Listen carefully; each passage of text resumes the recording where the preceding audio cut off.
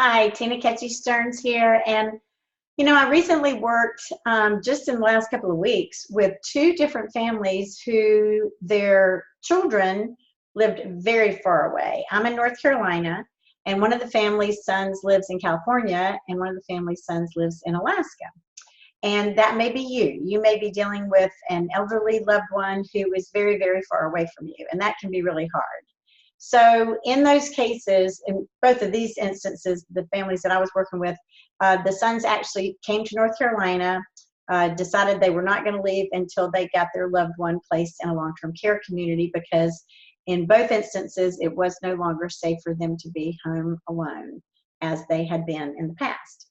So it took, a couple of weeks or so for them to get them settled and placed and comfortable and all that kind of thing. And of course, when they left, the sons, the adult sons, and their parents it was an adjustment. It was an adjustment for everybody, and it can be very emotional because now you've had this big, huge change in their living situation, and maybe they're not happy about it, or maybe they're just left confused. Maybe there's a touch of dementia going on. It can just be a really hard thing. So here's what I would recommend. If you are in that situation, talk to the long-term care community that your loved one is in and ask if you can do like a 2-week follow-up. You can do it on FaceTime. You can do it on Zoom conference. There are lots of different ways, Skype. There are lots of different ways that you can see each other and communicate. But I think it would make the families feel much more comfortable and calm and feel good about the move that they just made. Because it always comes down to safety. You've heard me say that 100 times. It always comes down to safety. So if it's not safe for them to be home alone any longer, then a long-term care community is probably the best choice. So talk to the long-term care community and ask them if you can do a follow-up.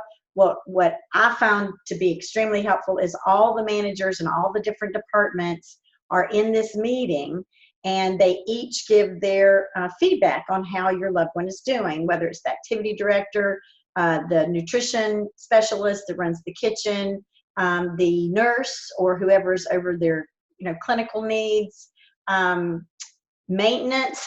I mean, bring in everybody from all facets of the long-term care community and just get their feedback on how they're doing, ask any questions that you have.